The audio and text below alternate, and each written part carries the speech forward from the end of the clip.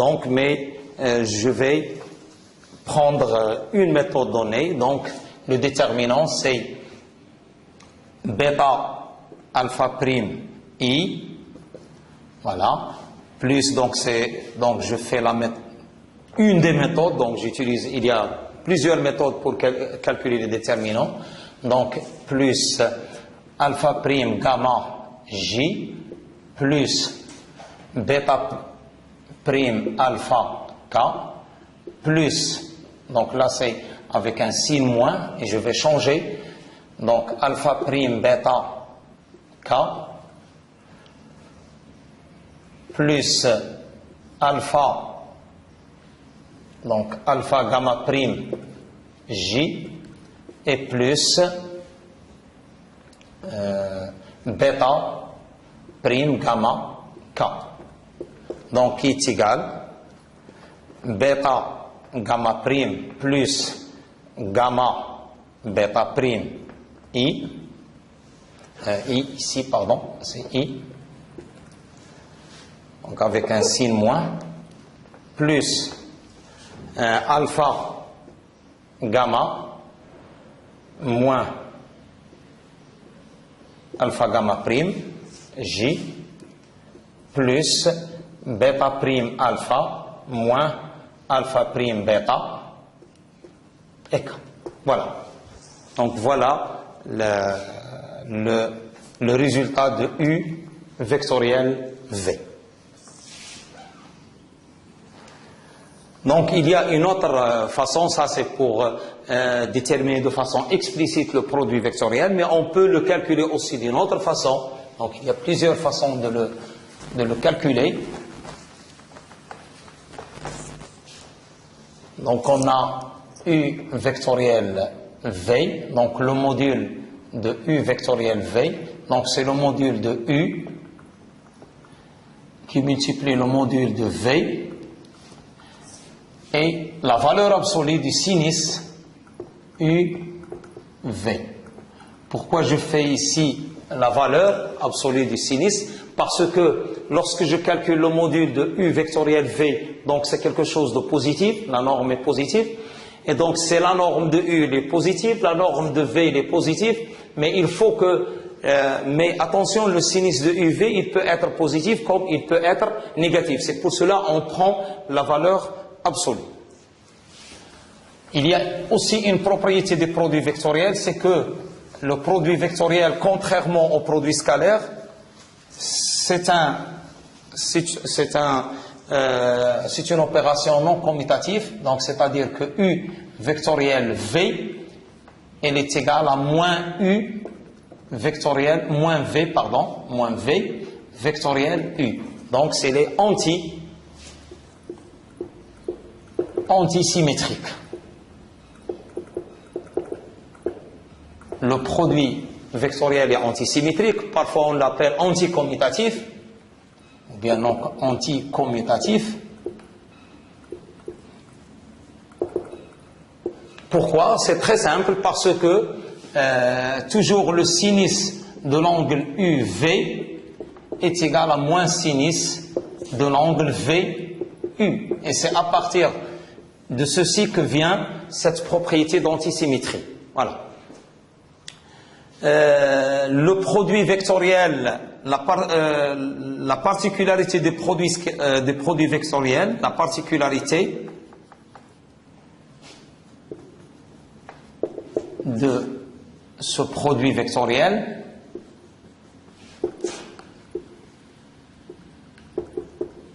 c'est qu'il définit, ça c'est très important, il définit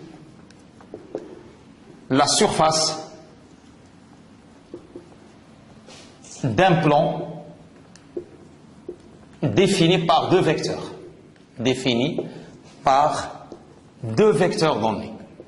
Deux vecteurs donnés. Donc si on veut déterminer l'aire, par exemple, si j'ai deux vecteurs comme ça, UV, UV, et ça c'est le plan défini par U, V, ou bien la géométrie définie par ces angles, donc cette surface elle est définie à partir du produit vectoriel. À noter aussi que le produit vectoriel d'un vecteur avec lui-même, il est nul. U vectoriel U, elle est égale à, tout simplement, si j'applique la définition, donc la norme du module U vectoriel U est égale à U, la norme de U, c'est-à-dire la norme au carré, valeur absolue de sinus de U, U. Et ici, on trouve le sinus de 0 qui est égal à 0. C'est-à-dire que U, vectoriel U, elle est égale au vecteur nul. Si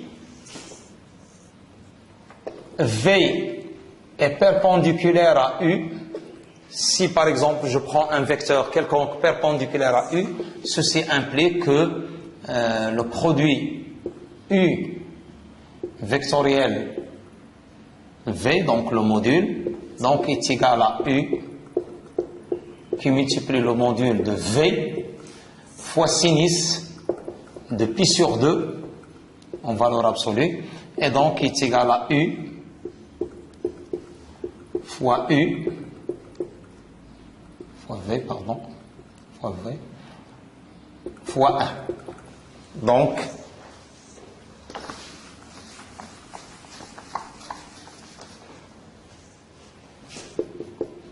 U vectoriel V est égal à U fois V.